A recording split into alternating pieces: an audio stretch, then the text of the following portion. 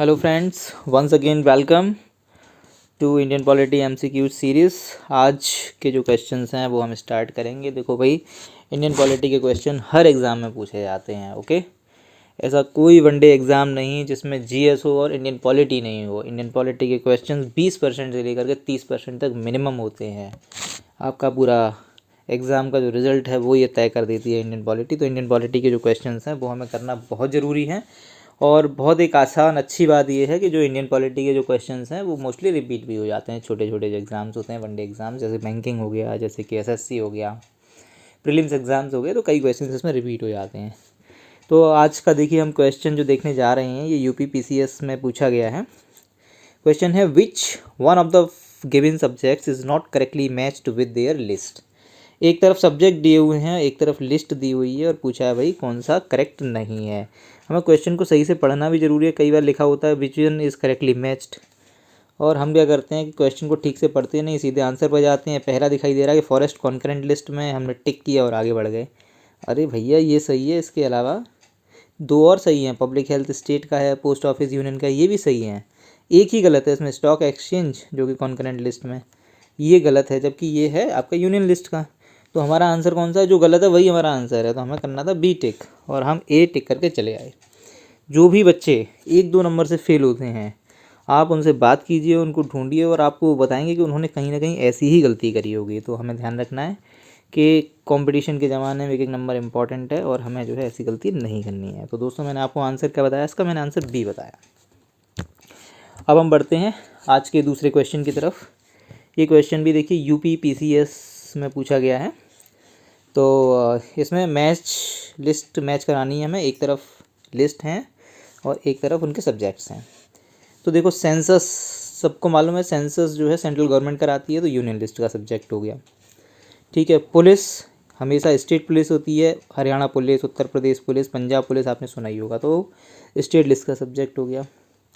इसके बाद में जो population control and family planning है, ये सब्जेक्ट ये जो है कॉन्करेंट लिस्ट का सब्जेक्ट है। तो आप यहाँ से मैच करा लो। ए आपका 3 से मैच करने वाला एक ही है, तो हमारा यही आंसर होना है।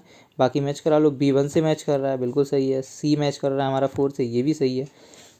जो स्पेस रिसर्च है, ये सब्जेक्ट जो है शुरू में नहीं था, तो ये रेजिडरी सब्जेक्ट माना जाएगा। ओके, तो ये हमारा रेजिडरी सब्जेक्ट हो गया। इस तरीके से हमारा आंसर हो गया ए। और यूपी पीसीएस का एक शानदार क्वेश्चन आप लोगों ने कर लिया है।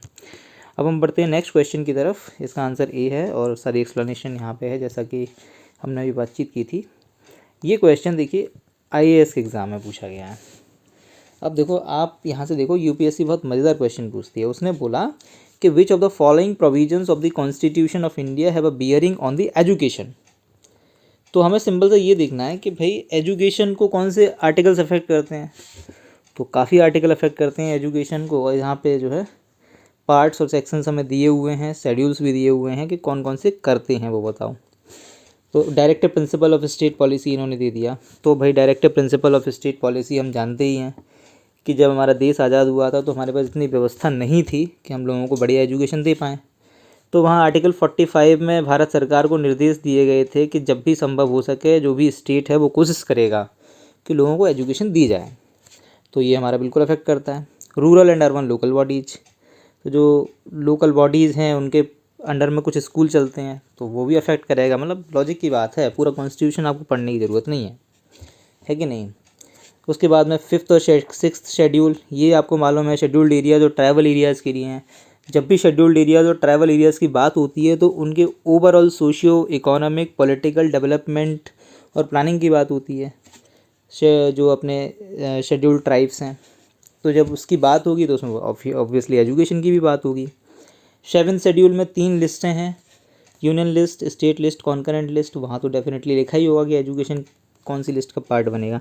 तो इस तरीके से 5 के 5 जो हमारे इसमें ऑप्शंस हैं 1 2 3 4 5, यही हमारा आंसर बनेंगे। लोग क्या है कि कन्फ्यूज हो जाते हैं और कोई 1 and 2 मार्क कर देता है, कोई 1 2 and 5 मार्क कर देता है। तो ये आप सिंपल लॉजिक से चलो। देखो, सब कुछ कोई नहीं पढ़ सकता, लेकिन हाँ लॉजिक सब लोग लगा सकते हैं। So this is how UPSC का आंसर मैंने आपको बताया, जैसे कि यहाँ पर डी आंसर दिया हुआ है। इस तरीके से हम चलेंगे तो हम जो है काफ़ी अच्छे मार्क्स जो है फैच कर सकते हैं प्रीलिम्स एग्ज़ाम में। अब आ जाते हैं अब हम नेक्स्ट क्वेश्चन की तरफ। ये भी देखिए आईएएस के एग्जाम में पूछा गया है, 2 बार रिपीट हुआ है same question. Which one of the following schedules of constitution of India contain provisions regarding anti defection law. Anti defection law भाई देखो बहुत इंपॉर्टेंट है। ये जो है ऐसा कोई एग्ज़ाम नहीं जिसमें ये पूछा नहीं गया हो, और इतना आंसर सिंपल है इसका कि बस आपको इतना याद रखना है कि एंटी डिफेक्शन लॉ कहाँ लिखा हुआ है, 10th शेड्यूल में लिखा हुआ है। 10 नंबरी रजिस्टर जैसे होता है पुलिस के पास में, ऐसे ही मान लो एक 10th शेड्यूल है, उसमें एंटी डिफेक्शन लॉ है। जो भी दल बदलू नेता होते हैं, एक पार्टी छोड़ के दूसरी पार्टी में चले जाते हैं, उनको सबक सिखाने के लिए, उनके ऊपर कार्रवाई करने के लिए ये जो है एंटी डिफेक्शन लॉ हमारा होता है। तो बस आपको इतना याद रखना है कि anti defection law 10th schedule में है, और बस आपके 2 नंबर हर एग्ज़ाम में पक्के हैं। 50वीं बार ये क्वेश्चन पूछा गया है। अभी हम दिखाएंगे कितनी बार। आईएएस के एग्ज़ाम में देखिए 2 बार रिपीट हो गया same question, anti defection law. अब हम आगे बढ़ते हैं। देखो यहाँ पे आंसर हमें डी दिया हुआ है, 10th शेड्यूल में हो गया, एक्सप्लेनेशन यहाँ पर मौजूद है। फिर हम आगे बढ़ते हैं। ये देखो यूपी पीसीएस के एग्ज़ाम में पूछा गया, क्या पूछा गया है, in which schedule of the Indian constitution anti defection law is placed. थोड़ी सी वर्डिंग चेंज हुई है क्वेश्चन की, क्वेश्चन सेम है। तो हमने क्या बताया, आपको सिर्फ इतना याद रखना है कि ये 10th शेड्यूल में है। तो इस तरीके से ये भी हो गया। ओके, इसका आंसर सी हो गया। अब ये देखो BPSC, Bihar public service commission में पूछा गया, constitution 10th schedule refers to. Question की थोड़ी सी देखो वर्डिंग चेंज हुई और ये आ गया। भाई पहले पूछा जा रहा था एंटी डिफेक्शन लॉ किस में, अब पूछा जा रहा है कि 10th शेड्यूल में क्या है। तो 10th शेड्यूल में क्या है, एंटी डिफेक्शन लॉ है। तो इस तरीके से हमने ये क्वेश्चन भी सॉल्व कर लिया। ठीक है, एक चीज़ हमें आती है, और देखिए हम कितने सारे क्वेश्चन जो है सॉल्व कर पा रहे हैं। सभी लोग जो है मल्टीपल एग्जाम्स देते हैं, जो भी एस्पिरेंट्स होते हैं। तो देखिए मल्टीपल एग्जाम्स में कुछ क्वेश्चंस ऐसे होते हैं जिन्हें आप एक बार करो और आंसर देते जाओ, मार्क्स खींचते जाओ। ये देखो यूपी पीसीएस का mains exam, 10th schedule of Indian constitution deals with. लो भाई फिर से क्वेश्चन आ गया ये, और वो क्या है, 10th शेड्यूल किससे डील करता है, एंटी डिफेक्शन लॉ से। सिंपल, आँख बंद करके मार दो और आगे बढ़ जाओ। ठीक है, अब आ जाते हैं यूपी पीसीएस में एक ये क्वेश्चन पूछा गया है, which one of the following is not included in the union list in the 7th schedule of Indian constitution. तो मैं आपको बता दूं ये जो क्वेश्चन है ये बहुत ज़्यादा इंपॉर्टेंट नहीं है। किसी भी लिस्ट के आप ना सारे सब्जेक्ट्स याद करके नहीं रख सकते हो। तो अगर आपके एग्ज़ाम में मान लो कि नेगेटिव मार्किंग है और आप कन्फ्यूज़्ड हो, आपको जैसे कि कंफर्म हो गया भाई सेंसस तो यूनियन लिस्ट का है, बाकी ये दोनों हैं कि नहीं है, इनमें डाउट है, इन तीनों में ही डाउट है, तो ऐसे केस में आप इस क्वेश्चन को आप ड्रॉप कर दीजिएगा, नेगेटिव मार्किंग है तो। ठीक है, ड्रॉप करना ठीक है, और इस पर हमें बहुत ज़्यादा समय लगाने की भी ज़रूरत नहीं है, क्योंकि ये क्वेश्चन जो है रिपीट नहीं किए जाते हैं, या फिर बहुत ज़्यादा गहराई से बहुत फ्रिक्वेंटली नहीं पूछे जाते हैं। वैसे बहरहाल मैं इसका आंसर बता दूँ, उसका आंसर है गैस।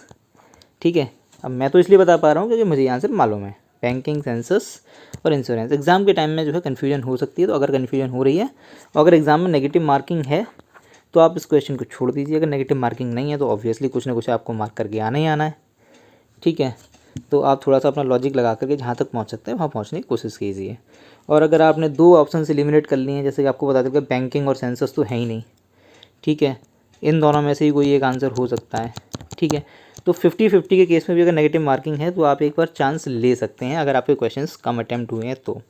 अगर आपने सफिशिएंट क्वेश्चंस अटैम्प्ट कर लिए हैं और आपको मालूम है कि आप पास हो जाओगे, तो फिर आप नेगेटिव मार्किंग के केस में आप इस पर रिस्क ना लें।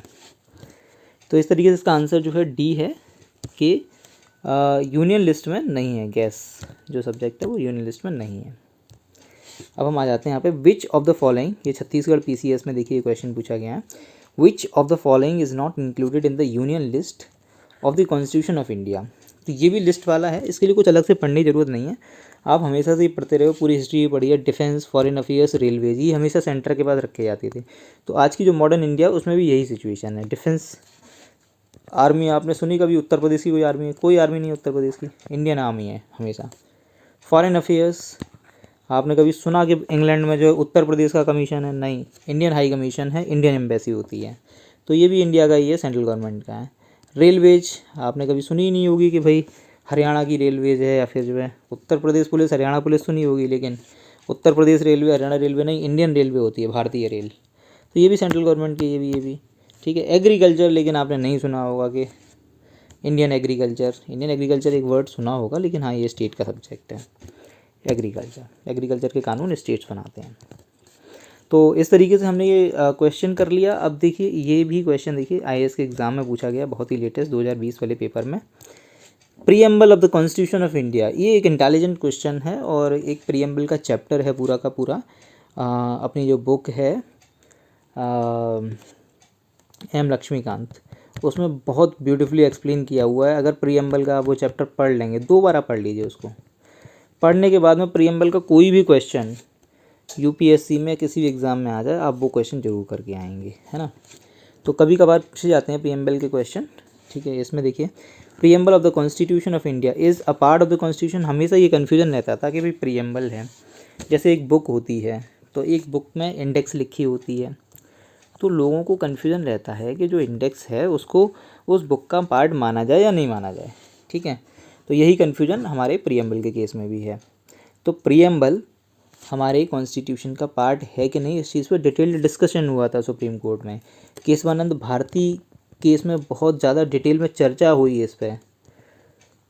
काफ़ी सारे जो जज हैं वो एक साथ बैठे, जो कोरम बनता है, और उन्होंने फिर डिसाइड किया कि जो प्रीएम्बल है वो कॉन्स्टिट्यूशन का पार्ट है, लेकिन वो लीगली इन्फोर्सेबल नहीं है। मतलब कॉन्स्टिट्यूशन का तो हिस्सा है, लेकिन कोई भी व्यक्ति कोर्ट नहीं पहुंच सकता कि भाई प्रीएम्बल में ये लिखा है और ये नहीं कर रही है सरकार, ऐसा कहने के लिए। तो उसका कोई अपना इंडिपेंडेंट एग्जिस्टेंस नहीं है, उसका कोई जो है स्वतंत्र अस्तित्व नहीं है। तो इसका जो आंसर बनेगा वो देखिए, आपने कहा कि a part of the constitution but has no legal effect. हाँ भाई, ये आंसर बिल्कुल हो सकता है, लेकिन हम बाकी ऑप्शंस भी पढ़ेंगे क्योंकि ये UPSC है। इसमें क्या होता है कि एक ही आंसर के 3 ऑप्शन सही होंगे, तीनों में से हमें वो चुनना होता है जो सबसे ज़्यादा बेहतर सही होता है। Second epsilon not a part of the constitution, गलत ही हो गया, हमें मालूम है कि सुप्रीम कोर्ट ने डिक्लेयर कर दिया ये कॉन्स्टिट्यूशन। तीसरा a part of the constitution and has the same legal effect, नहीं ये भी गलत है। Then D a part of the constitution but has no legal effect independently of other parts. तो देखो ए जो ऑप्शन था a part of the constitution but has no legal effect, D option भी वही है, इन्होंने 4 शब्द आगे बढ़ा दिए, a part of the constitution but has no legal effect independently of other parts. तो इस तरीके से हमारा यही आंसर सही है। अगर यहाँ D ऑप्शन कुछ भी चुल्लू मुल्लू और दिया होता तो उस केस में आपका ए आंसर हो जाता। तो UPSC के क्वेश्चंस में थोड़ा सा आपको जो है सावधानी बरतनी पड़ती है, इन्फॉर्मेशन वही होती है, थोड़ा सा प्रोसेस आपको सावधानी पूर्वक करना होता है उसको। तो इस तरीके से इसका आंसर D हो जाएगा, ए आंसर गलत हो जाएगा। अगर आप ए मार्क करते हैं तो आपको मिलेंगे मार्क्स -2/3 यानी कि -0.66, और अगर आप इसको सॉल्व करते हैं D से तो आपको मिलेंगे +2, ठीक है। तो इस तरीके से हमने आज के ये क्वेश्चंस कर लिए हैं। आई होप आपको अच्छे लगे होंगे। जल्दी ही हम नेक्स्ट वीडियो में मिलेंगे। Thank you very much.